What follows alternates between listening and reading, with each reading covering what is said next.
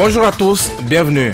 Nous sommes au lendemain du congrès du Parti du Renouveau démocratique PRD. D'importantes décisions devant impacter la vie du parti ont été prises. Le congrès, c'est une chose, mais sans doute le plus important reste à venir, les législatives. Gagner ces élections, mais avant aussi cela, gagner la bataille du positionnement sur cette grande liste. Oui, le bloc, n'est-ce pas, l'un des blocs du pouvoir. C'est pour parler de tout cela, parler du Bénin d'aujourd'hui, vu par le PRD, que nous recevons ce matin. Non plus le ministre vice-président du PRD annoncé, Serge Arissou, mais plutôt un autre responsable du parti. Désolé. Nous recevons ce matin donc Parfait Aoyo, délégué général chargé d'éthique et du numérique, membre du bureau exécutif du PRD. Parfait Aoyo, bonjour. Bonjour Monsieur Avancet, bonjour chers éditeurs. Ministre de la République qui donne son accord et qui finalement nous file entre les doigts. Tout de même, il est du PRD. Oui, mais il est du PRD, il a des responsabilités républicaines qui l'ont contraint à ne pas être là. Il demande aux éditeurs de présenter ses excuses et que ce n'est que partie remise. Eh bien, parfait, Aoyo, cette émission s'appelle Sans langue de bois. Le ministre est resté injoignable, il n'a pas décroché nos appels. On lui a envoyé des messages, il n'a pas répondu. Il est ministre, nous sommes journalistes, chacun joue son rôle dans la République et le respect. Même le ministre doit en avoir pour les autres. Non, il a exprimé. Hier, il était à une occupation de... On ne l'a forcé à rien, il a donné son accord. Oui, ben, il y a ce qu'on appelle les cas de force majeure. Recevez les excuses du ministre, c'est un comptant de force majeure. Et comme il n'y a pas une seule personne au PRD, oui, nous sommes là pour répondre. De toute façon, il n'y en a pas à attendre d'autres explications de vous. Mais... Donc, de toute façon, lui-même, il viendra vous présenter ses excuses. Non, et il sera bel et bien sur le plateau. Il paraît qu'il n'est pas un animal de micro, mais bon, mais tout s'apprend. Hein? Il est déjà ministre, mais le reste, les exercices aussi, ça s'apprend. Non, tout ça n'a pas d'importance. Et ça, il devrait le savoir avant de donner son accord. Aujourd'hui, il est pris. Sachez que les responsabilités de ministres sont aussi compliquées qu'on ne peut l'imaginer de loin. Acceptez ces excuses. Merci, et puis évoluons. Nous sommes là pour vous parler du congrès du PRD et je crois que nous avons de la substance à échanger avec du congrès, parlons-en. Oui. Parlons-en. Quelles sont les grandes décisions qu'on peut retenir rapidement? Les grandes décisions du congrès sont celles que le Conseil national du matin du 27 octobre au matin au siège du parti à Porto Novo a déjà retenu et qui tourne fondamentalement autour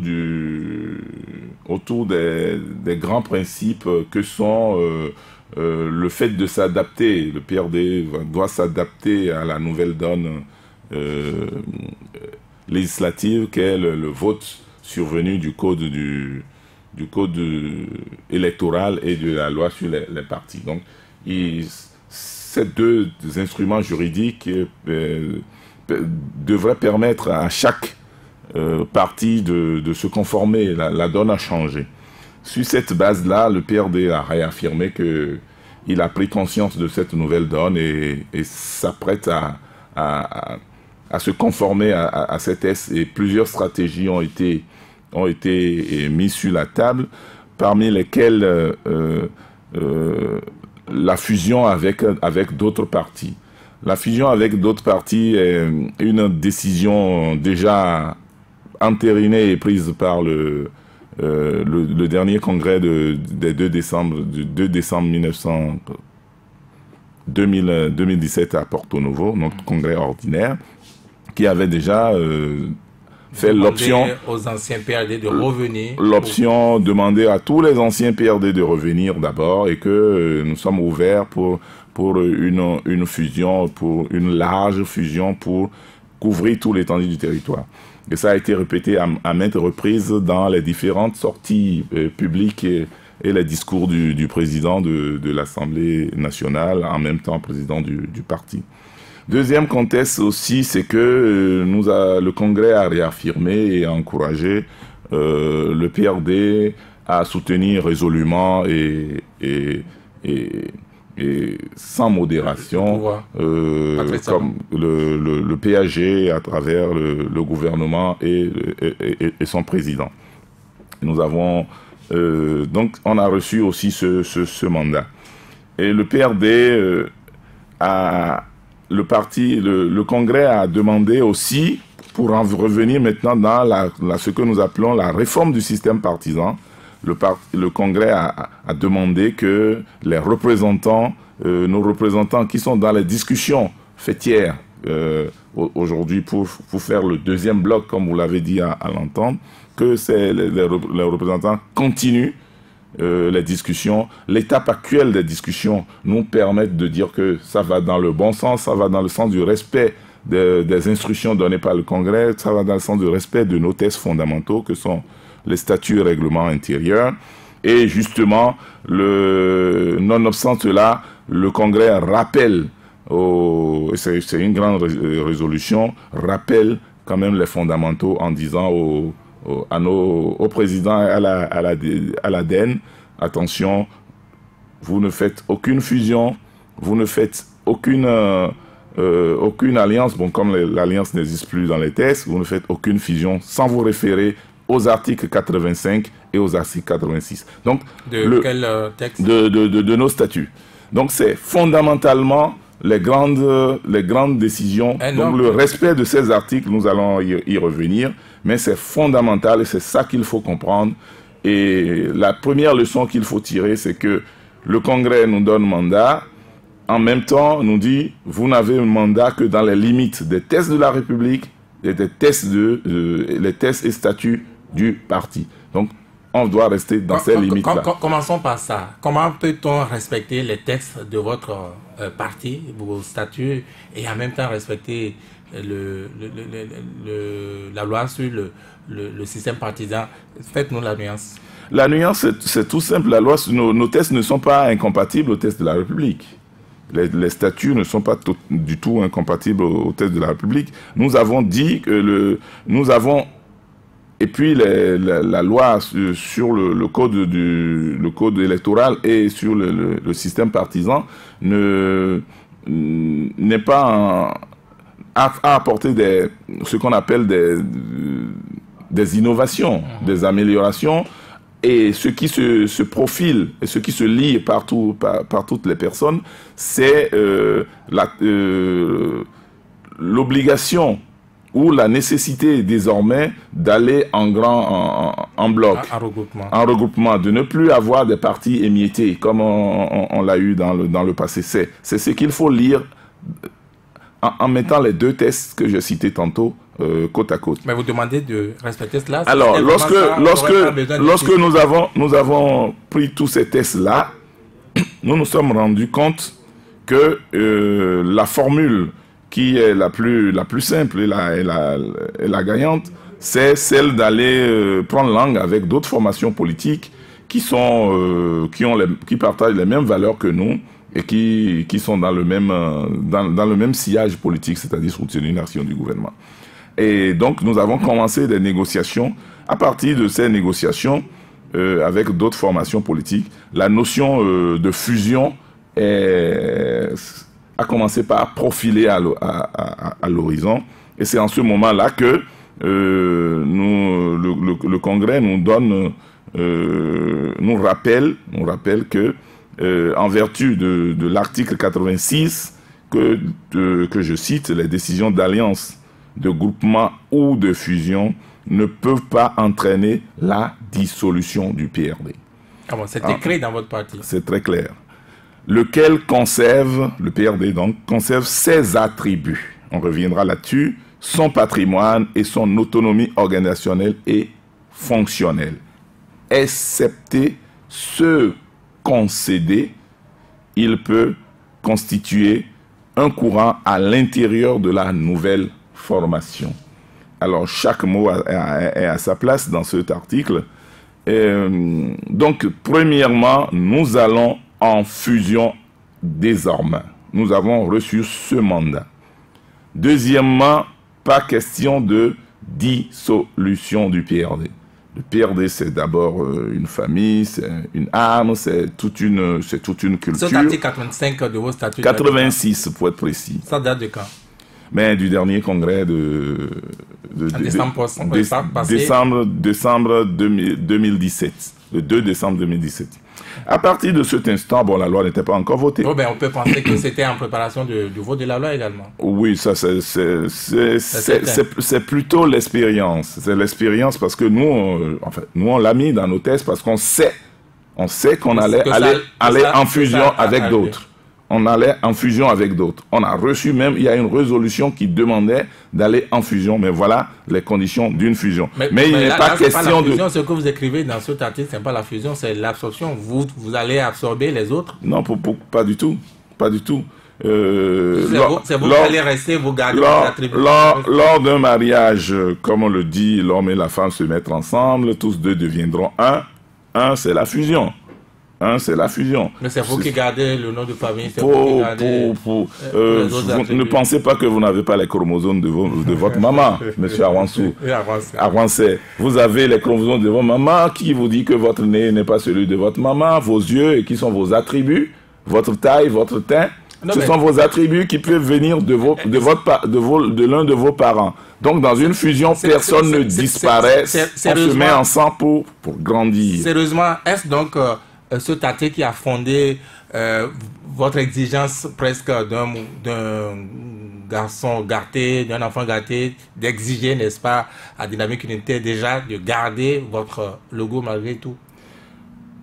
On a dit que on peut concéder des attributs, parmi lesquels, par exemple, au cours de cette discussion, nous avons pensé que notre logo, qui a déjà 25 ans dans le landerneau politique béninois, est connu de tout le monde, ceux qui l'aiment ou ceux qui ne l'aiment pas. Et que dans un délai aussi court pour les prochaines jours électorales, il serait plus simple d'avoir un logo qu'on connaît. N'est-ce pas une insulte à l'intelligence des électeurs? Non, pas du tout. Je vous dis, on l'a concédé. On a d'autres patrimoines qu'on a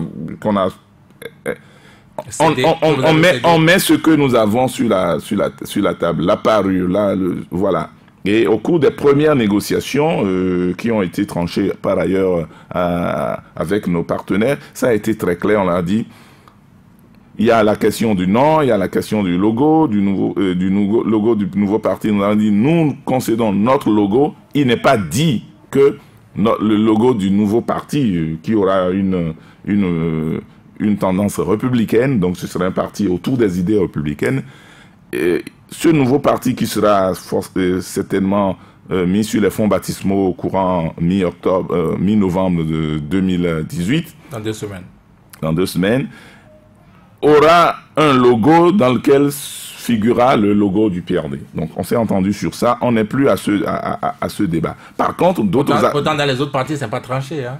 Il a des résistances et rien qu'à cause de cette raison. Non. Si vous connaissez le processus des négociations, ça a été les premières questions que nous avions évacuées.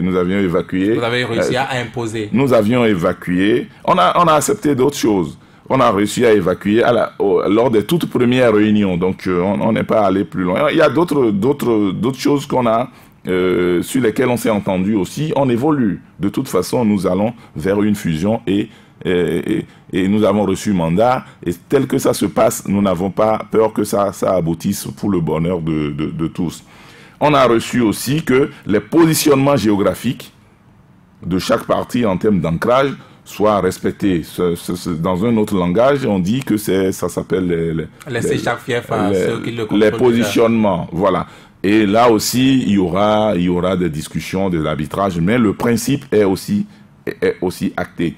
Donc, le PRD a donné ce mandat-là au président et à nos délégués, surtout à l'ADEN, de veiller, comme le disait le président dans ses discours, à la prunelle de nos yeux. Alors, le PRD aussi a rappelé, et c'est dans le discours, mais c'est revenu dans la résolution, que désormais, militantes et militants, soyez mobilisés pour contribuer de la base au sommet, au rayonnement du parti qui est en cours. Donc, mouillez les maillots, faites preuve de votre militantisme qui vous a toujours caractérisé, animez toutes les cellules dans les différents coins. Et puis, comme je le disais dans l'article, nous conservons notre autonomie organisationnelle et fonctionnelle. Forcément, on continue de s'organiser en interne, quitte à constituer un courant dans la grande famille. Quand vous écoutez Parfait Aoyo, on a l'impression que ce congrès n'a été qu'une formalité. Il n'y a pas quelque chose qu'on ne savait pas. Non, si vous dites formalité, c'est se moquer de l'intelligence des congressistes. Je suis sûr que vous n'avez pas cette intention-là. Non, le congrès est prévu. Le congrès extraordinaire est prévu dans l'article 10 de notre règlement intérieur. L'article 85 que je citais tantôt disait clairement que les décisions d'alliance, de regroupement et de fusion ne sont effectives qu'après validation par le Conseil que nous avons fait le matin et elles doivent préalablement au Conseil national être largement diffusées en interne comme à l'externe. Donc c'est ça les derniers les communiqués que vous avez vus depuis le 23 septembre, 9 octobre et aujourd'hui par tous les moyens de communication. Et l'article 10 du règlement intérieur dit toutes les décisions, le congrès extraordinaire est habilité à prendre les décisions de fusion. Donc si vous voyez ça, et nous l'avions fait en 2017, ou alors nous avons anticipé, et ça ne m'étonne pas, nous avons quand même l'expérience, ça fait 30 ans que nous existons, nous ne sommes pas un parti qui est créé, nous sommes le tout premier parti enregistré à l'ère du renouveau démocratique, nous avons le registre. Chacun réclame sa position. Non, nous avons le registre. RND a rappelé à ceux qui ne savaient pas qu'il est le premier parti de l'ère du renouveau démocratique. Le premier, dans quel sens?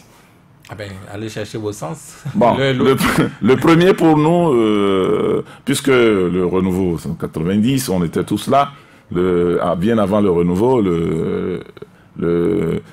PRD était déjà créé avant de venir sur le territoire. Ça c'est essais, alors que le contexte ne s'y prêtait pas. Une fois qu'on a fait l'amnistie, le PRD a commencé par se développer. Et lorsqu'on a dit, go, allez vous enregistrer au ministère, patatras, nous avons eu le numéro 1. N'est-ce pas que vous réduisez là le PRD à la personne de Maître Adrien Ngouédi? Pas du tout. Pas du tout. Ce n'est pas sa personne du tout. Si vous suivez bien l'historique du PRD, le PRD, c'est d'abord le parti républicain du Dahomey, de Feu Sourouminga Apiti. C'est cet esprit-là que des années après, la deuxième génération, qui est celle de Ngouédi, a repris, a porté, et est en train aujourd'hui de ramener dans un esprit républicain le PRD. De fusionner dans un parti. Bon, donc c'est tout à fait logique que l'esprit républicain revienne. Donc ce n'est pas lié à lui. Et je crois qu'en son temps, lui aussi, d'autres vont prendre le flambeau et continuer. Et revenons au congrès. Revenons à Branco, si vous le voulez, Parfait Aoyo. Est-ce le député Augustin Aron-Webla qui n'est plus tout à fait du PRD, ça ce n'est qu'un secret de polichinelle. Est-ce le Augustin Aron-Webla qui vous fait courir? Pourquoi à Branco? Pourquoi à Branco?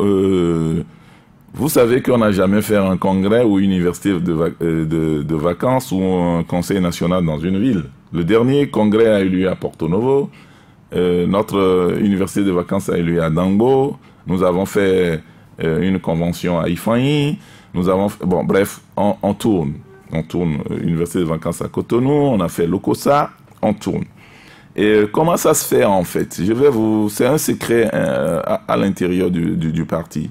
Chaque structure, chaque commune qui veut accueillir amène un dossier comme on le fait à la FIFA. En fait. Oui. Et vous plaidez votre dossier. Et les circonstances ont voulu que ça soit... Et quels sont les arguments qui ont milité pour Branco? C'est d'abord le président du groupe, le premier vice-président du PRD, chargé de la mobilisation, qui a été élu au dernier congrès en 2017, congrès ordinaire, qui a dit, ben, vous m'avez fait l'honneur de me nommer, de m'élire premier vice-président du parti, donc deuxième personnalité du parti, donc de l'ADN, et chargé de la mobilisation. Laissez-moi faire ma preuve de mobilisation. On a dit quoi, pourquoi pas?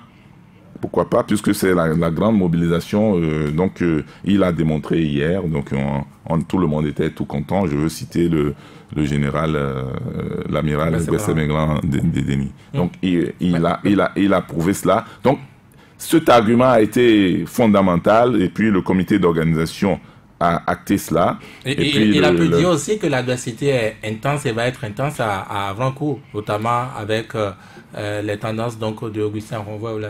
Non, pourquoi vous parlez d'adversité qu'à Avrancourt? Nous allons aux élections, nous avons participé à toutes les élections dans des conditions contre des pouvoirs. Nous connaissons l'adversité. Oh ben, l'adversité, il y en aura partout. Il a un député qui s'appelle Augustin Ronvois qui était peut-être encore du PRD officiellement, mais qui répond désormais sur le comment dit-on la liste du bloc progressiste. C'est également, vous le savez. Nous, on n'a pas, on n'a pas encore des informations du départ d'un député. On n'a pas encore cette information. Si c'est un député. Est-ce que ça, c'est pas, disons, une hypocrisie? Non, je que de dire ça. Concédez avec moi que, en tant que membre de la direction exécutive, que je n'apprenne pas qu'un député du parti, qui a été élu par les militants du parti, soit parti ailleurs, sans que je n'ai... Il n'y a que vous, au PRD, que nous voyez tout ce que... Non, nous on est au PRD, on est légaliste. On est légaliste. On peut raconter tout et n'importe quoi sur les gens. De toute façon, s'ils sont partis, ça se saura. Et pour nous, dire qu'un député est parti, c'est de constater qu'il nous a envoyé comme ça se doit, puisqu'il connaît mieux que quiconque les tests du parti. Il fera l'amitié au nom du respect des militants du PRD de leur dire, voilà pourquoi, camarades, je vous ai quitté et je m'en vais. Parfait, Oyo, vous savez beaucoup de choses. Moi, j'ai parlé d'Augustin Web, là, vous parlez d'eux au pluriel. Voilà. Non, je généralise. Non, vous ne généralisez pas. Je généralise. Vous ne généralisez pas gratuitement, je peux vous donner des noms. Les noms que vous connaissez déjà. Je vous dis et je précise que des députés, puisque je lis les réseaux comme vous, je lis dans les réseaux. Vous vivez le parti, je lis dans les réseaux. Ils sont toujours actifs à l'intérieur du parti. Qu'est-ce que vous appelez être actif? Ils viennent aux réunions? Il n'y a pas toutes les personnes invitées qui viennent aux réunions. Il n'y a pas toutes les personnes qui viennent aux réunions. Je vous dis, notre groupe parlementaire est encore là. Elle vit. Le groupe parlementaire vit. N'est-ce pas presque tout ce qui vous retient aujourd'hui, ce qui retient Augustin Aronvois? Les prochains jours nous édifieront. Aujourd'hui, on ne peut pas se cantonner au départ ou à l'arrivée d'un ou tel militant. Ce que nous attendons au PRD de tous les militants qui ont été élus, à qui nous avons porté notre confiance, ce que les militants attendent, ce que disent nos partis, c'est que s'il y a un problème et que vous voulez partir, faites-nous l'amitié de nous signifier les raisons pour lesquelles vous nous quittez. Et faites-nous l'amitié de respecter les tests en vous annonçant. On en a connu dans le passé. Qu'est-ce que les tests disent quand vous êtes parti? Non, si vous voulez, vous n'êtes plus en accord avec les tests, vous écrivez à la direction exécutive nationale. Et quand le parti constate que on est parti... Lorsque le parti aura tous les éléments probants, le parti prendra les dispositions et prendra ses responsabilités. C'est pour ça que acceptez que je ne me fie point aux réseaux sociaux et on dit. il n'est pas dire que je ne suis pas sur les réseaux sociaux, il n'est pas dire que je ne vois pas, il n'est pas dire que le parti ne voit pas, mais ce n'est pas suffisant pour décréter des choses qui peuvent être de la rumeur ou qui peuvent être de la prestidigitation. Parfait, Oyo, quand vous avez écouté, hein, vous avez mesuré vos forces avec les autres partis qui forment donc ce futur grand parti, ce bloc, si vous voulez, avec peut-être ce que le PRD a été. Est-ce que le PRD garde toujours cette force d'avant? Est-ce que le PRD est toujours cette puissance politique qu'elle était? Non, comme tout parti, on a des hauts et des bas. En ces temps-ci, nous avons été sursecoués par plusieurs faits, mais nous sommes moralement plus que jamais galvanisés pour aller faire les prochaines élections. Donc c'est fort de ça que nous disons nous n'avons aucune prétention de dire, et attention que ça soit très clair, nous n'avons aucune prétention de dire que nous sommes forts, nous sommes faibles. Nous avons envie de grandir ensemble avec les autres. Mais vous négociez sur quelle base alors avec nous? Nous négocions sur la base de ce que nous sommes. Vous en imposez même aux autres? On n'en impose rien. On n'en impose rien parce que, écoutez, dans une négociation, chacun montre ce qu'il est, à l'intérieur comme à l'extérieur, de manière visible. Et c'est ça la base des discussions. C'est-à-dire dire qu'on en impose, c'est trop dit et c'est un raccourci. Je donne un exemple. On dit nous sommes conscients que nous avons une hymne, l'hymne du parti. Nous sommes conscients que nous avons un siège national. Nous sommes conscients que nous avons un slogan. Nous sommes conscients que nous avons un nom. Nous sommes conscients que nous avons un logo. Mais on n'a pas dit, prenez tout ça. On dit, voilà ce que nous avons, nous mettons sur la table. Et on voit ce qui est prenable. Et les autres, nous les gardons. Mais ces éléments que vous avez cités, tous les partis en ont. Oui, ben, on vous dit, voilà ce que nous mettons sur la table. Tous les partis n'ont qu'à amener les leurs sur la table. Et c'est comme ça qu'au cours des premières négociations, je vous dis, je parle de négociations d'il y a 1 mois et demi. Hein. Donc, pour nous, la question de logo est tranchée. On ne revient pas là-dessus. La question de positionnement est tranchée. On ne revient pas là-dessus. Ce sur quoi on a reçu mandat hier, c'est de dire, attention, le PRD ne disparaît pas et ne disparaîtra pas parce qu'il n'y aura pas de dissolution. Tous les autres attributs, mandat est donné à la direction exécutive de conserver ces attributs en trouvant les formes juridiques possibles pour les conserver. Ça veut dire que... On le sait maintenant, Patrice Talon a demandé à chaque parti de signer, de renoncer donc à son existence sur 10 ans au moins. Est-ce que ça veut dire que le PRD dit non à cela?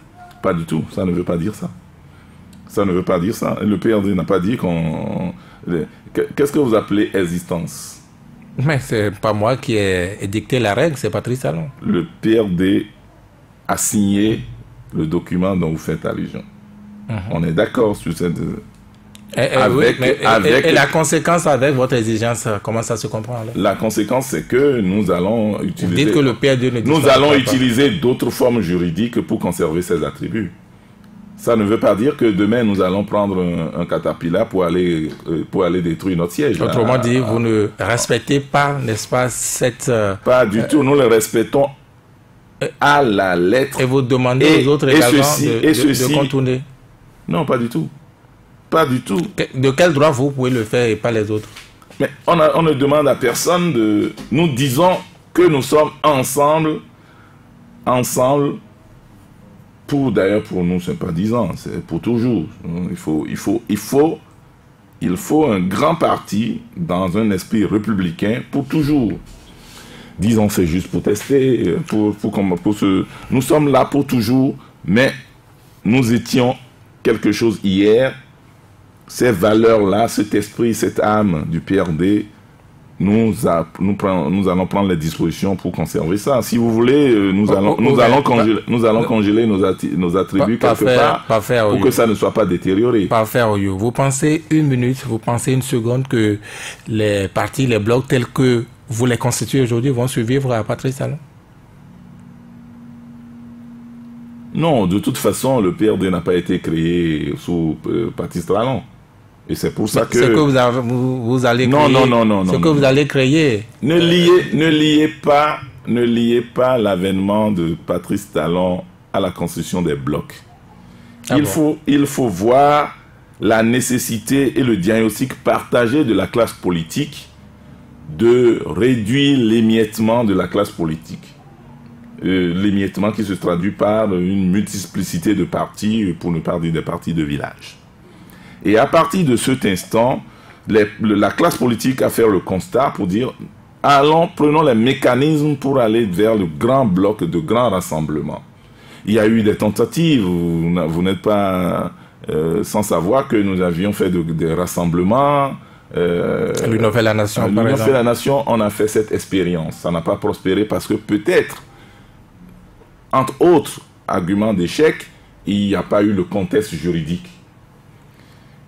Mais cette fois-ci, il y a eu le contexte juridique et il y a ce que j'appelle la conjonction des faits, une volonté de la classe politique qui coïncide avec la volonté de l'exécutif à travers Patrice Talon, qui a aussi les mêmes visions qu'il a exprimées et par lesquelles il est venu au pouvoir. À partir de cet instant, il a facilité... Vous n'avez pas mal traduit cette envie, cette imposition presque de la réforme du système partisan. Est-ce que vous n'avez pas vendangé finalement à travers ce que vous faites aujourd'hui avec les blocs? Non, nous sommes dans une expérience. Tous les partis qui sont en train de constituer des blocs aujourd'hui vivent différemment leurs expériences. Et c'est pour ça que je vous dis, c'est fort de ces expériences-là. Moi, je ne connais pas les tests des autres partis. Oui, je ne sais pas si... Fondamentalement, vous, qu'est-ce que vous liez à ABT, par exemple, qu'on connaissait? Qu'est-ce que lié le PRD à ABT ou d'autres partis du Nord? Vous parlez des valeurs. Quelles valeurs on savait que vous partagez ensemble? Nous incarnons les valeurs républicaines.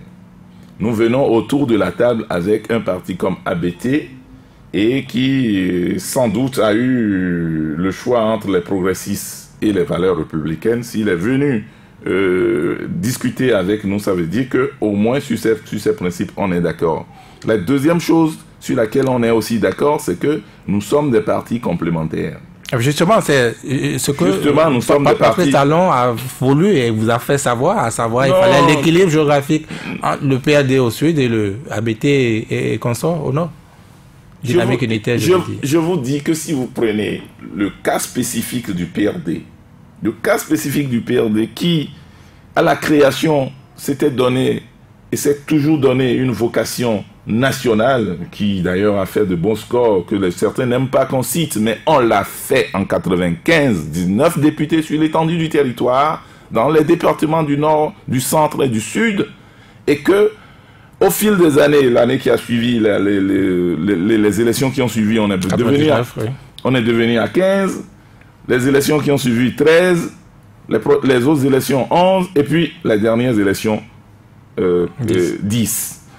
On a constaté que malgré la volonté d'être un parti national, il y a un contexte national, il y a une volonté des autres cadres dans les autres contrées pour toujours créer aussi leur parti, ce qui a fait que malgré les mêmes efforts, même les efforts quintuplés, on descend. On s'est dit, désormais, les zones dans lesquelles on était présent hier ne sont plus... d'autres ont créé des partis.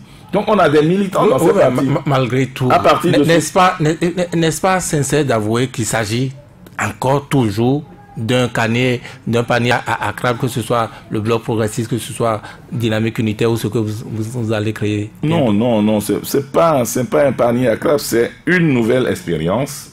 Et une nouvelle expérience autre que ce que nous avions connu jusque-là.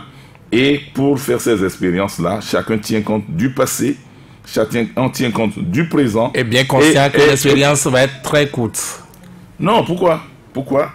Je vous dis que nous, au PRD, c'est pour qu'elle ne soit pas courte que nous avons pris toutes les dispositions de nos articles 85 et 86. Sinon, nos militants nous diront... n'y allez pas. Non, peut-être, c'est peut-être vous qui vous êtes préparés, c'est vous qui vous... Nous n'avions... malin que les autres. Non, pas du tout. Nous sommes dans une dynamique... Est-ce que ce n'est pas un aveu que vous êtes certain que ça va se casser et vous préservez vos arrières? Pourquoi êtes-vous dans une... lorsque quelqu'un prend la route, lorsque on prend la route pour faire un voyage, ce n'est pas... on prend les dispositions, on vérifie si son véhicule est bien ou pas. Mais c'est ce qu'on prend. C'est une disposition naturelle. Si vous voulez vous engager, qui veut aller loin, menace sa monture. Nous voulons aller loin. Et si les autres ne prennent pas de précautions, s'ils sont bêtes, c'est leur affaire. Alors, pourquoi voulez-vous dire qu'ils sont bêtes? Ils ont les tests que nous ne connaissons pas. Aujourd'hui, autour de la table, chacun va apporter ce qu'il a de mieux pour que la fusion soit bénéfique pour tous les partis. On n'entre pas. Quel est l'intérêt, Monsieur Armancet Virgile, quel est l'intérêt pour nos partenaires de voir un PRD affaibli au sein du bloc républicain? Ils n'ont aucun intérêt. Ils n'ont aucun intérêt puisque ça ne les arrange pas et ça ne nous arrange pas. Quel est l'intérêt pour le PRD en retour d'aller faire fusion pour disparaître et pour être affaibli? Non plus. L'intérêt pour les deux, c'est de se mettre ensemble pour grandir et pour bâtir le pays. C'est ça l'intérêt. Et à partir de cet instant, on regarde à gauche et à droite et on évite tous les problèmes qui peuvent être source de dysfonctionnement ou de freinage. C'est ça la démarche qui est la nôtre.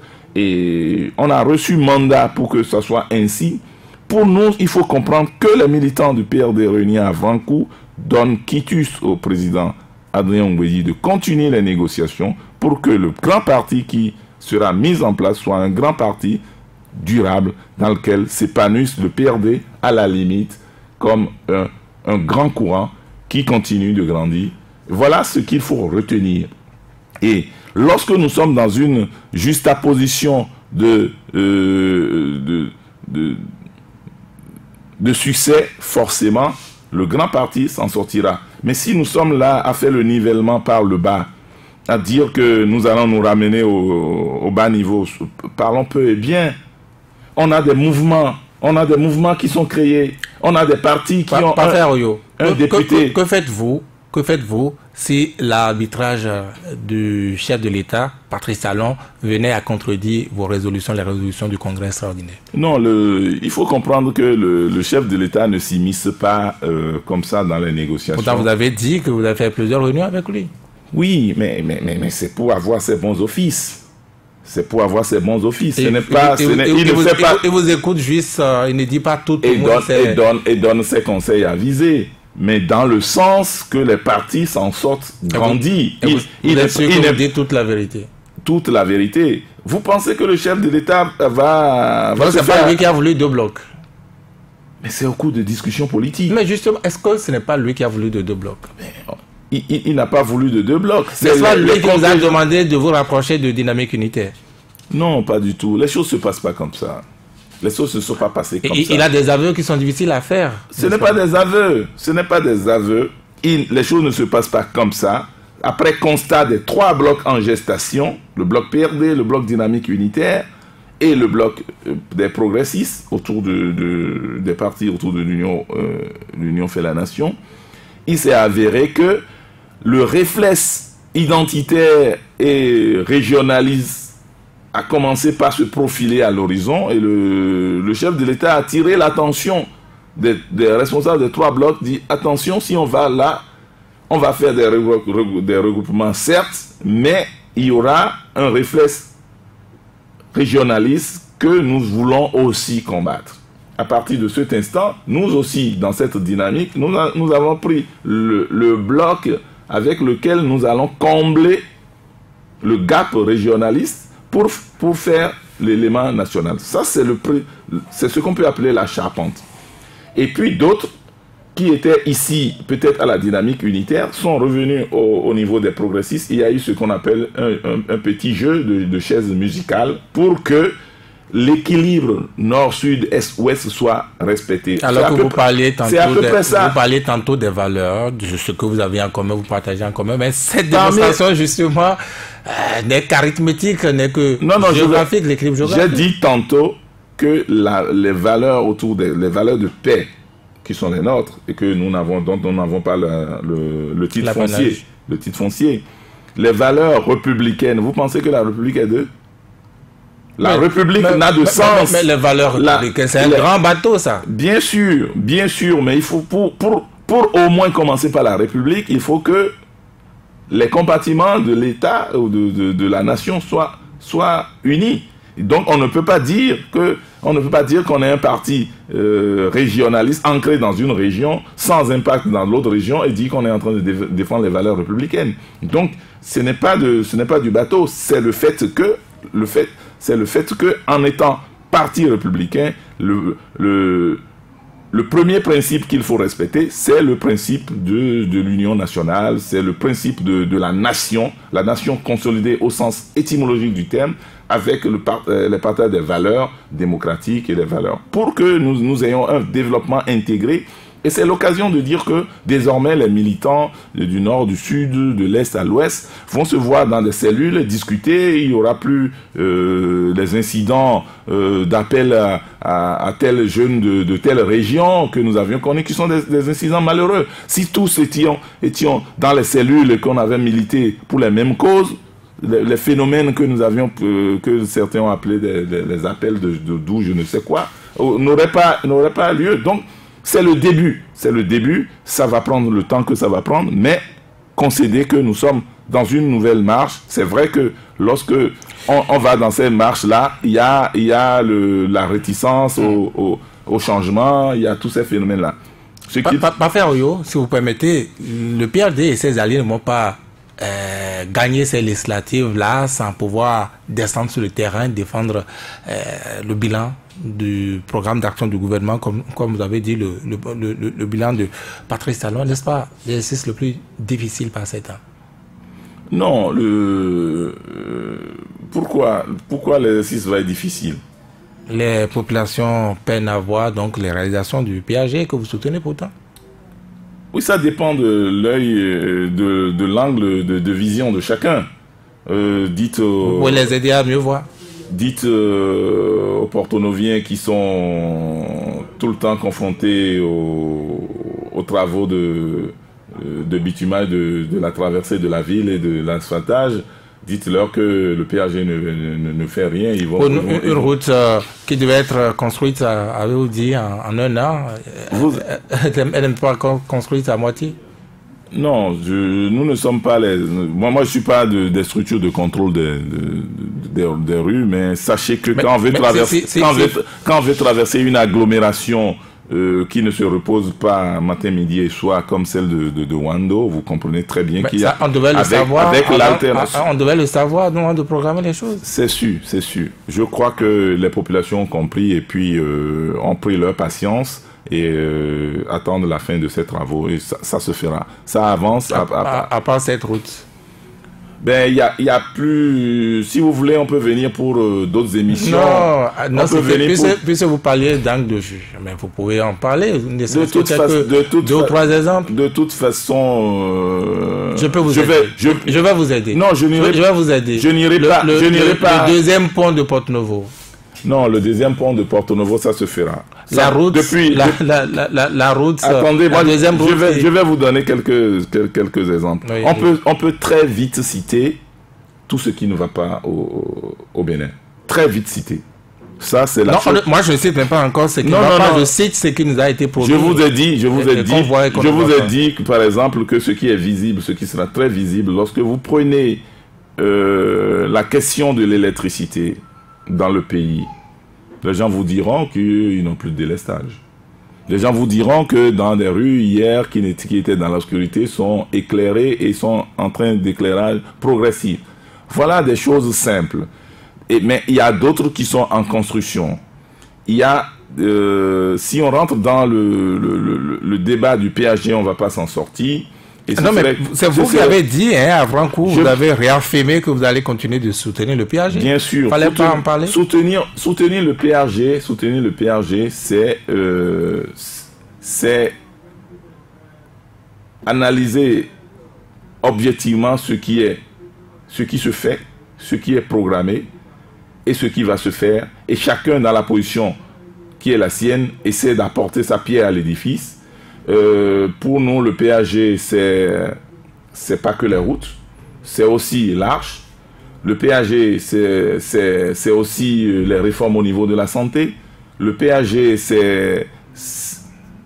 c'est tout ce que nous voyons. On sent que ce n'est pas si facile pour vous aussi. Parce que je ne suis pas au gouvernement, simplement.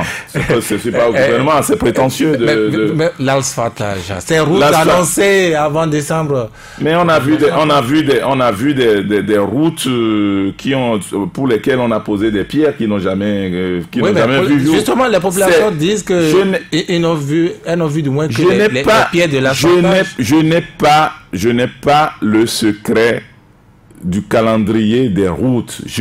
Moi, je ne fais que Cotonou-Porto Novo. Mais si vous voulez, je vais vous parler de Cotonou-Porto Novo que je fais au quotidien, ou à Bomé, que je vais régulièrement, ou à Ouida.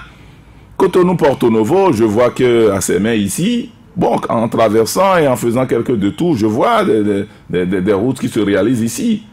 Des routes qui se réalisent. Des routes pavées, de l'asphaltage. Il y a des travaux qui s'annoncent et qui se font ici. J'ai vu sur le site des Christianistes Célestes que des travaux sont là. On leur a promis qu'ils vont avoir... Ce n'est pas la promesse, les travaux avant le 24 décembre. Vous êtes sûr que ça va se réaliser? Les travaux ont commencé. Donc les autres villes que je n'ai pas visitées, mais que je vois les travaux qui avancent.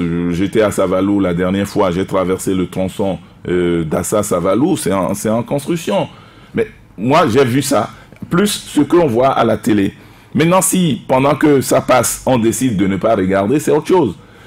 Le programme d'action du gouvernement, nous, dans la partie législative, nous avons... vous aider, hein. L'aéroport de Glodigbé, les populations attendent toujours le contournement. Ils sont en train d'être déménagés. Le contournement nord de Cotonou, c'est toujours attendu. Mais c'est toujours attendu. J'étais à la route de pêche, c'est déjà vous permettez, les populations, surtout le calendrier, ils regardent. Le 6 octobre, c'était la moitié du mandat. Et depuis, c'est le contre-rebours. Mais il faut dire aux populations, cher ami, il faut dire aux populations qu'il y a le calendrier des réalisations, il y a ce qu'on appelle les contingences, et il y a aussi d'autres facteurs. Oui, ce qui est sûr, le gouvernement et son chef connaissaient bien le calendrier, pourtant, il avait donné à faire ces choses-là. Parce qu'ils connaissent le calendrier des bailleurs de fonds. Mais ils ne savaient pas. Ça peut changer. Ces choses peuvent varier. Mais ce qui ne variera pas, c'est que les routes annoncées seront faites. Ce qui ne variera pas, c'est que les routes seront faites en bonne qualité, autre que ce qui se faisait avant. Et sur ça, là, nous veillons dans les positions qui sont les nôtres. Lorsque les budgets arrivent au Parlement, on veille à cela et on suit. Ce qui ne changera pas, et fondamentalement, c'est que lorsqu'on l'annonce et qu'on met les moyens là-dessus, les moyens ne seront pas dilapidés, comme ce fut le cas dans le passé. Voilà les choses sur lesquelles... Mais on ne va pas construire le Bénin en 10 ans. C'est faux. C'est archi faux et ce serait de la démagogie. Quiconque a cette prétention est démagogique. Donc ce que nous apprécions à juste valeur, pour avoir participé, des fois en étant observateur attentif, c'est que pendant très longtemps dans le département dans lequel le PRD était ancré, on a marginalisé et les cadres, et les routes, et toutes les infrastructures dans l'Ouémé Plateau. Aujourd'hui, il y a une lueur d'espoir et nous encourageons cela et demandons aux militants d'être mobilisés pour que ces choses se fassent. Au lieu de pleurnicher, il y a 20 ans, on n'avait même pas de route. Aujourd'hui, il y a quelques routes qui se profilent.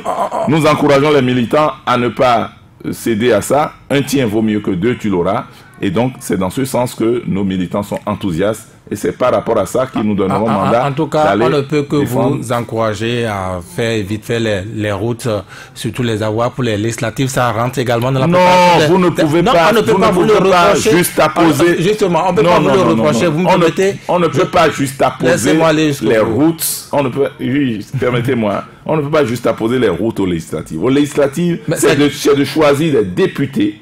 Les députés qui vont défendre les lois, voter les lois. Quel bilan vous voulez défendre justement? Mais le bilan se fait sur le plan gouvernemental. Le bilan est gouvernemental. Et donc, quand vous parlez de routes à Porto Novo, vous n'allez pas dire ça aux populations? Les populations voient déjà, on n'a pas besoin de le leur dire. Mais justement, pourquoi vous devez accélérer les choses? Un député ne construit pas les routes. Ici, c'est ça. Un député ne construit pas les routes. C'est vous qui leur disiez pourtant que vous allez construire les routes. Pour les politiques, non. Les politiques ne sont pas les députés. Les députés vont dire nous allons voter les lois, nous allons voter des lois et faciliter la tâche au gouvernement pour que ce qui est promis soit fait. Nous allons suivre l'action du gouvernement. C'est ça le rôle d'un député. Et à partir de cet instant, nous veillerons à ce que vos droits ne soient pas brimés. Nous allons voter des lois qui sont des lois sociales, des lois économiques, qui protègent la jeunesse. Pour l'instant, voilà. ce concerne... ce que feront les députés. Justement, même sur ce plan-là, les populations ne vous distribuent pas des fleurs. Pour ces lois, les lois dites BMP. Bon, c'est sur le terrain qu'on verra si les populations sont satisfaites. Donc ceux qui parlent ne sont pas représentatifs, sont satisfaites ou pas. Non, chacun, je vous dis, il y a le peuple et le peuple. Chacun, la partie de la population avisera les lois qui ont été votées. Quand vous votez là, une loi pour la suppression du payeur, de l'essence payeur par exemple, et que tout au plus vous vous arrangez pour qu'elle ne soit pas appliquée de sitôt, la population ne voit pas. C'est une disposition qui existe déjà et qui a été renforcée dans le code pénal. Ce n'est pas nouveau. Mais ça n'arrange pas l'affaire des populations. De vos électeurs, ça la vente de produits d'essence, c'est réglementé, à moins que vous me dites que nous sommes dans un... Mais c'était réglementé pourtant, et ces populations vaquent normalement à cette activité. Elles vaquent à ces activités, comme beaucoup font des activités qui sont pas licites. C'est pour autant qu'on va laisser l'État à volo. On va laisser l'État à volo. Mais ça, vous savez que ça va être difficile de l'affirmer aux populations au cours de vos meetings, au cours des activités politiques. Ce n'est pas le sujet. Ce n'est pas le sujet. Les populations savent très bien que certaines activités sont illégales, illicites, et les réalisent. C'est à l'État d'organiser la mutation progressive, puisqu'il y a des impacts sociétaux. Mais vous savez aussi que les vendeurs d'essence, c'est un grand lobby également qui compte pour les élections. Oui, vous parlez de lobby, mais on ne peut pas faire lobby dans l'illégalité. On ne peut pas s'ingénier dans l'illégalité. Mais quelle république voulez-vous qu'on crée? C'est illégal, comme d'autres produits sont illégaux. Et je vous dis, les gens qui sont dans ces choses, s'il y a un conseil à donner à nos frères et sœurs, commencez par faire la reconversion. Comme la reconversion ne se fera pas ex nihilo, les dispositions de création d'emplois pour les jeunes, d'assurance au niveau du projet Arche, lorsque tout ça là arrivera à maturité, ça servira d'échappatoire pour les uns et les autres pour aller vers des activités plus légales, plus licites et moins contraignantes.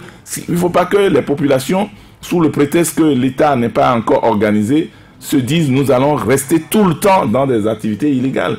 Il y a de l'illégalité, mais qui s'appuie sur ce que j'appelle des faits de société, parce que des gens n'ont pas d'emploi ou autre chose, et qui font ces activités. Ne les encouragez en aucun cas, ne les encourageons en aucun cas, pour dire, maintenant qu'il n'y a plus rien, faites ce que vous voulez. C'est comme ça que dans le même pays, certains ont commencé par tuer des gens pour dire que nous n'avons pas d'activité, et puis on met leur sang pour faire des gaiemans.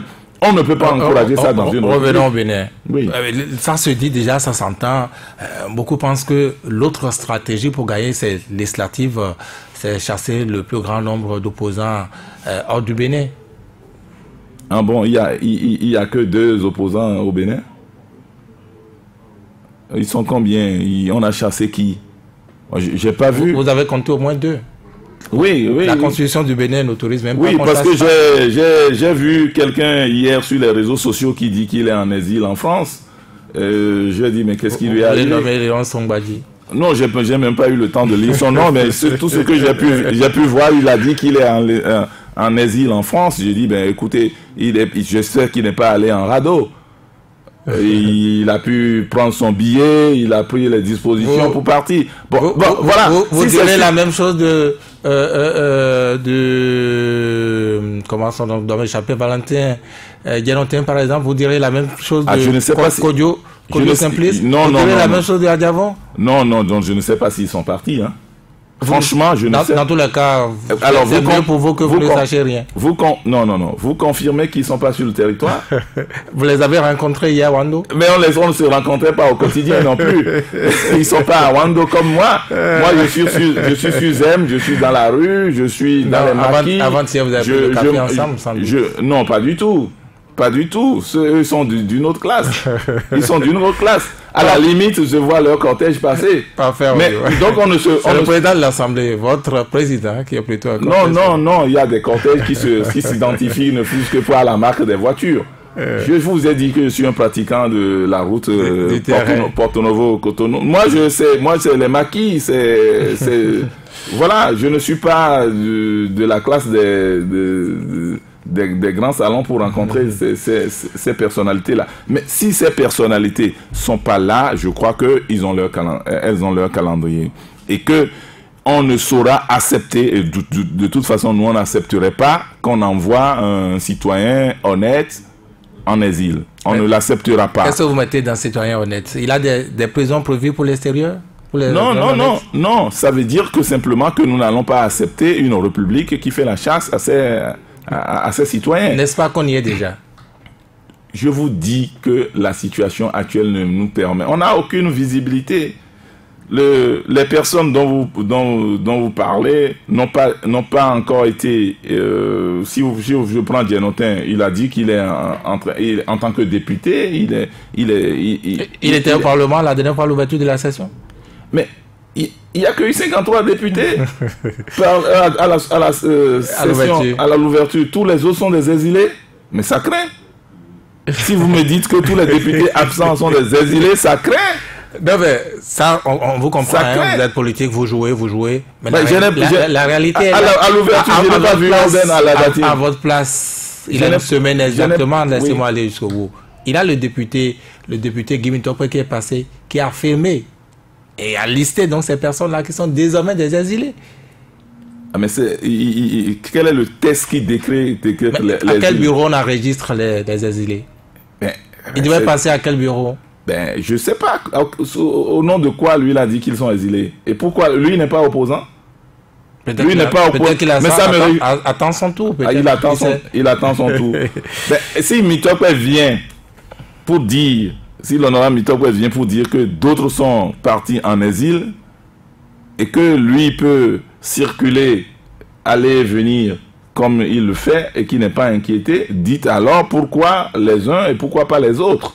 Il n'a pas encore affirmé qu'il n'est pas inquiété. En tout cas, cette émission, c'est aussi avec les auditeurs. C'est l'instant où ils peuvent nous appeler au numéro qu'ils connaissent déjà, le 64 44 02 44, le 66 75 72. On me fait signe qu'on a déjà notre premier auditeur en ligne. Bonjour. Neville, bonjour. Bonjour. Monsieur Parfait Aoyo, je salue votre rhétorique. Jean Couton. Jean Couton. Bonjour, cher ami. Bonjour.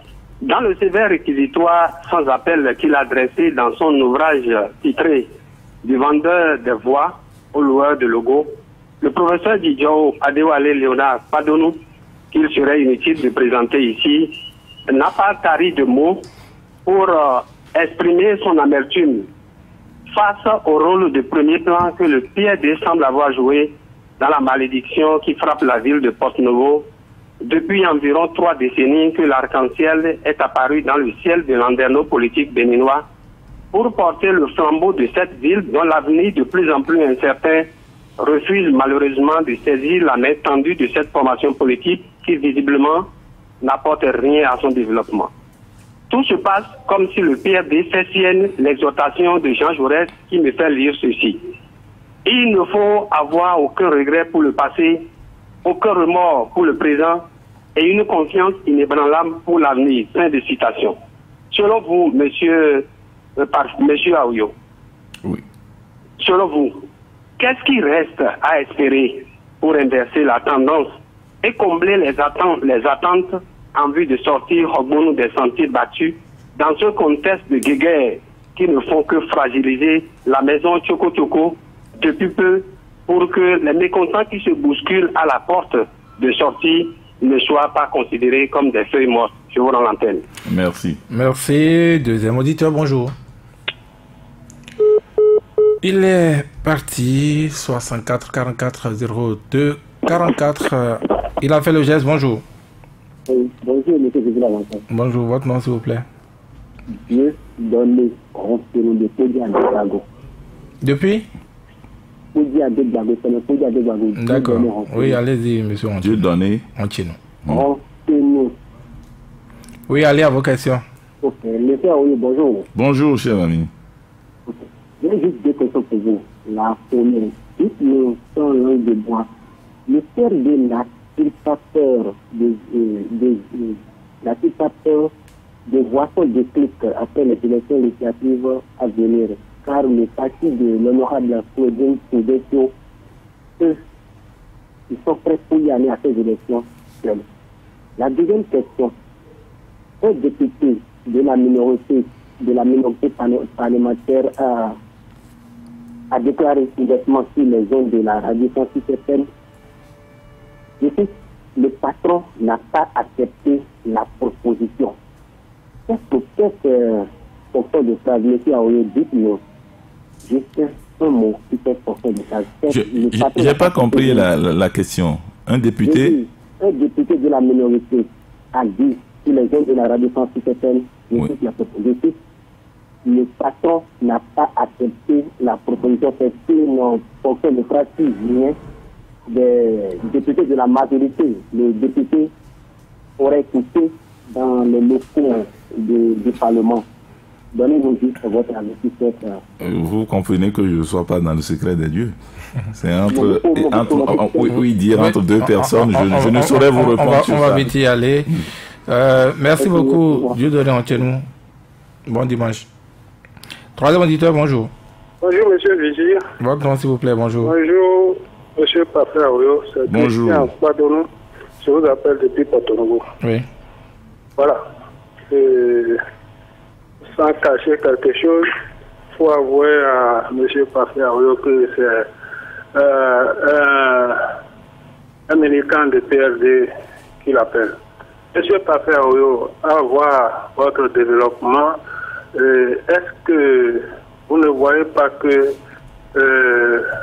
les responsables, je dis bien les responsables élus de parti PRD est en train de tuer le PRD en question?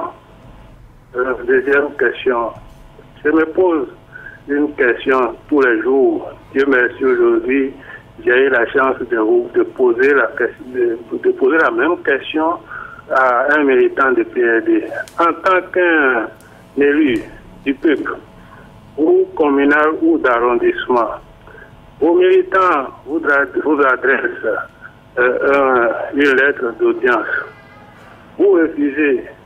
Qu'est-ce que vous mettez dans la tête de ces militants? C'est de rester toujours avec vous ou bien c'est de vous faire dos? Troisième question pour me retirer, je voulais vous demander, est-ce que hier samedi à votre congrès, est-ce que c'est un pas le cercueil de PRD que vous avez mis dans son, comment vous appelez l'histoire là, dans sa tombe? Si c'est ça, répondez. Bon dimanche à vous. Merci. Nous allons prendre le quatrième et tout dernier auditeur. Bonjour. Oui, bonjour, monsieur Vigile. Oui, bonjour. Gildas Koudian m'appelle. Gildas Koudian, hein? Et je vous appelle d'accord, monsieur Vigile. Allez-y. J'ai écouté votre invité et je lui dis merci. Maintenant, lui-même, il a compris qu'il a des difficultés à répondre à vos questions. C'est ainsi que le PRD aura des difficultés tout à l'heure sur le terrain. De toutes les façons, il ne perd rien à attendre. S'il vous plaît, posez vos questions. Oui, posez vos questions, allez directement. Je voudrais savoir si aujourd'hui ils sont fiers d'appartenir à cette mouvance-là.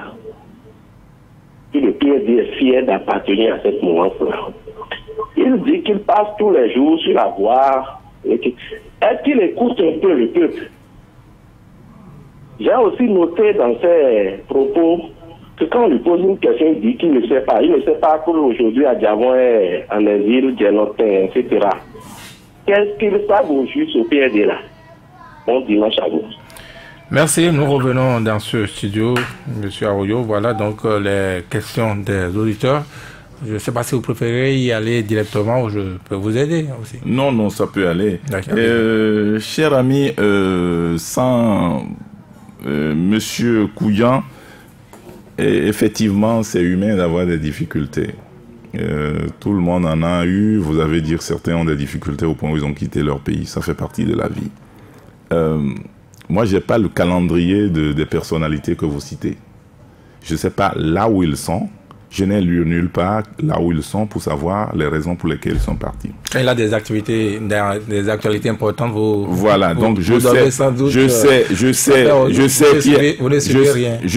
suis très bien. La date du 18 octobre, ça veut dire rien par rapport à la date du 18 octobre, je sais que le président Adjavon n'était pas au tribunal devant la criette. Mais de là à dire que je sais là où il est. Non, pas là où il est. Est-ce que vous savez au moins non, il peut décider comme tout justiciable de ne pas être présent à la cour. Mais me dire que à partir de là que je n'ai pas vu, je ne sais pas et je ne le saurais pas parce que il m'a pas adressé, il ne me connaît pas particulièrement pour m'adresser une invitation pour me dire cher ami, je suis à tel endroit et qui suis-je pour qu'il le fasse. Ceci étant dit, ce n'est pas là mes propos. Écoutez le peuple, oui, on l'écoute. Mais on écoute le peuple qui s'adresse à vous. On écoute les gens qui sont autour de vous. Les gens, selon là où ils sont assis, ils voient où la position de chacun, on peut lire 6 ou on peut lire 9. Ça dépend de là où on se met. Vous lisez plutôt 9 à la place de 6 aujourd'hui, vous? Non, non, c'est peut-être vous qui avez la science infuse en pensant que... Vous parlez des auditeurs ou vous parlez de moi? Non, en disant, moi je ne lis ni 9 ni 6. Je dis les deux sont possibles. Selon que je me mets à gauche ou à droite, je lis 9 ou 6. Et ce n'est pas pour autant que je vais dire aux autres que ils sont bêtes ou ils ne sont pas bêtes. Concéder que l'autre soit en train de lire 6, concéder que l'autre soit en train de lire 9. Mais est-ce que vous mesurez à travers ces appels l'état d'âme des populations? Très bien. Au moins cette partie-là. Très bien. Je me dis très bien, je vais leur répondre. Je vous le dis en toute fierté que je vous dis et en toute liberté que nous avons décidé au PRD de soutenir l'action du gouvernement. Et nous le soutenons en toute fierté, en toute responsabilité. Et c'est pour ça justement que nous l'accompagnons. Mais il n'est pas dit que tout ce qui se fait d'humain soit forcément rose pour tout le monde. Chacun appréciera. Nous demandait, n'est-ce pas accepter, n'est-ce pas mourir avec le pouvoir que de le soutenir le PAG comme vous le dites? Non, mais pourquoi systématiquement cette illustration macabre, voire funeste? C'est pas moi, c'est pas les valeurs que je partage. Je suis de nature optimiste et je suis de nature à me projeter dans l'avenir, à affronter les difficultés et à avancer. À Vrancou, nous avons décidé du réveil définitif du PRD, plus grand, plus haut, plus fort. Donc, ceux qui pensent qu'à Vrancou, nous étions allés chercher le cercueil, non, au contraire, nous sommes allés relancer le PRD. Et à travers toutes les dispositions que nous avons prises, c'est pour ne pas mourir. Et je dis aussi que lorsque il dit, bon, à la fin, j'ai vu, il s'est trompé, hein, lorsqu'il a commencé, le vrai militant PRD que je connais, un militant, il ne dit jamais du PRD, vous, hein, il dit nous, hein. Peut-être que bon, à la fin, il a eu un petit lapsus. Mes chers militants, reviens. Donc nous sommes fiers du PRD. Nous n'allons pas mourir. Reviens. Vous ne donnez même pas de suite aux demandes. Reviens et désormais on fera attention en militant pour que nos représentants qui sont élus, CA, conseillers ou délégués, soient beaucoup plus attentifs aux populations. Attention, pas aux militants. Ils sont attentifs aux populations. Une fois élus, ils sont là pour les populations et pour tout le monde, comme tous les élus. Je vais devoir vous aider. Rôle du PRD dans la malédiction de Porte-Novo, ça c'est Jean Cotton. Oui, j'ai lu avec un mépris tranquille ce brûlot-là du professeur Didioro Padonou, qui est jonché d'incompréhension et des propos qu'on peut révéler à chaque page. Franchement, ce n'est pas une référence. Ce n'est pas une référence lorsque... Le livre ou l'auteur? Non, je veux parler du brûlot. C'est un brûlot. Je veux parler du livre. Je veux parler du livre. Vous vengez. Je veux parler du livre et du contenu du livre. Ouais. Je veux parler du livre, du contenu du livre. Je n'ai rien à voir avec l'auteur puisque je n'ai eu le livre qu'à la main et je peux lui dire ligne par ligne, c'est jonché de contre-vérité, et de l'imagination. À un point, je suis arrivé à la conclusion que c'est une fiction politique qui est habillée d'une haine qui semble être un crachat de bile. À part cela, rien de substantiel. Oui, Jean Poteau demandait aussi qu'est-ce que vous faites pour sortir Porto-Novo de sa situation actuelle.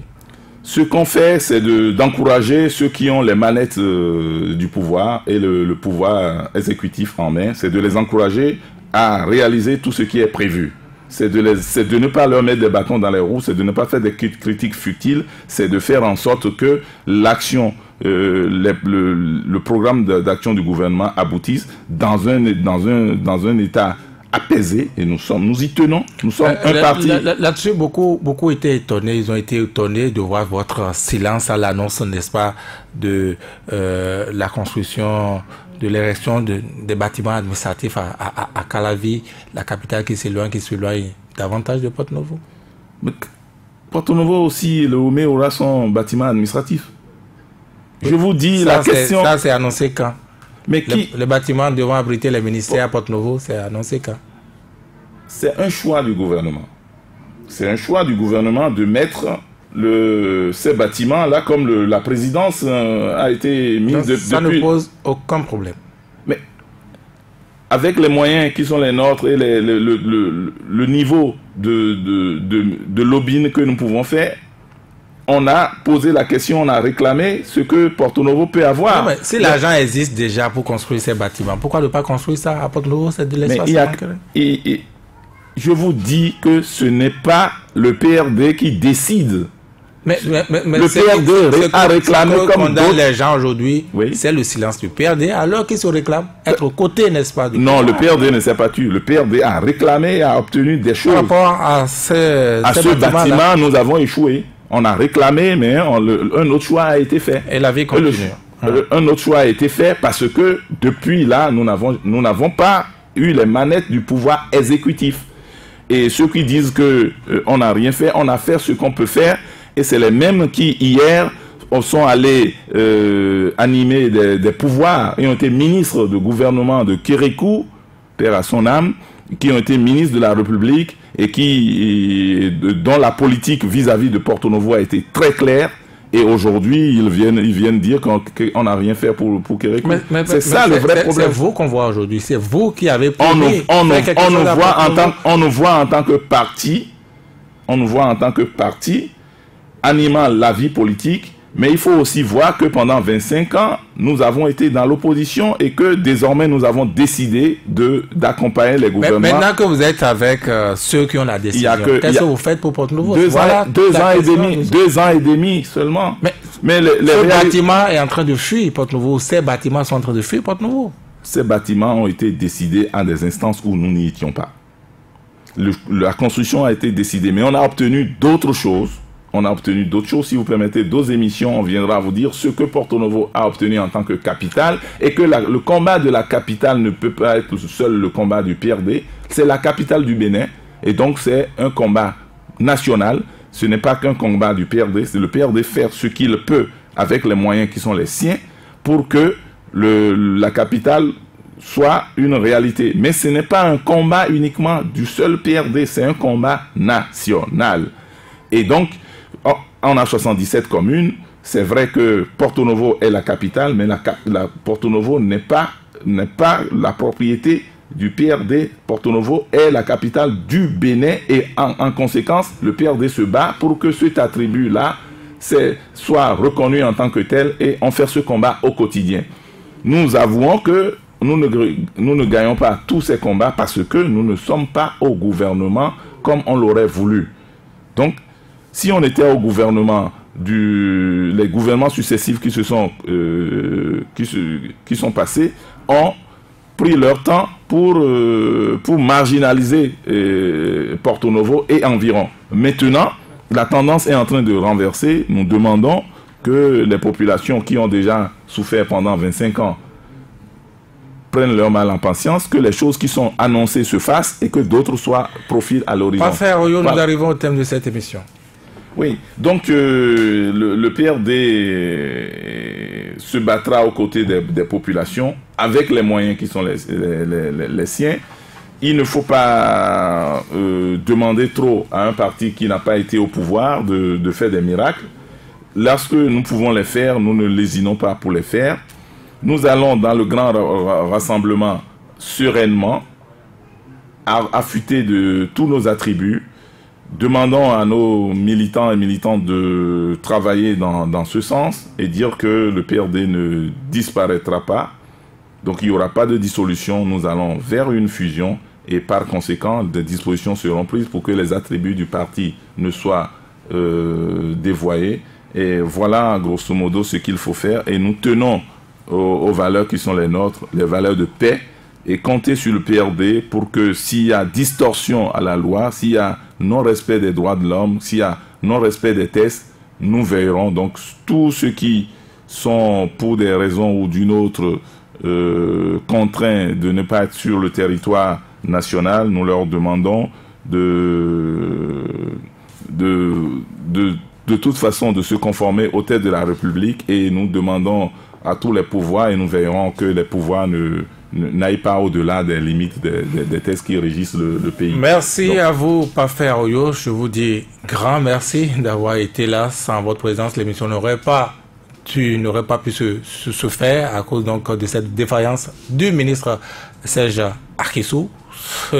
Voilà, donc votre qu'est-ce qu'on dit? Camarade de parti. Votre camarade de parti, malheureusement, il n'est pas habitué à ce genre d'exercice. Pourtant, c'est lui qui a donné son accord pour être dans cette émission. Je suis désolé encore une fois. Je demande, présente toutes mes excuses aux auditeurs. C'est la preuve qu'il n'y a pas une seule personne au parti PRD. Donc, oui, mais l'une des valeurs devait être de dire la vérité quand on prend un engagement. Non, je vous souhaite de ne pas avoir des cas de force majeure parce que ça n'arrive pas qu'aux autres. Concédons-lui ça et je crois que ça arrive à tout le monde. Il va rattraper. Parfait Oyo, délégué général chargé d'éthique et du numérique, membre du bureau exécutif du PRD. Merci d'avoir été là. Georges Ponou a assuré la technique. Merci à chacun, merci à tous. À dimanche prochain pour notre émission.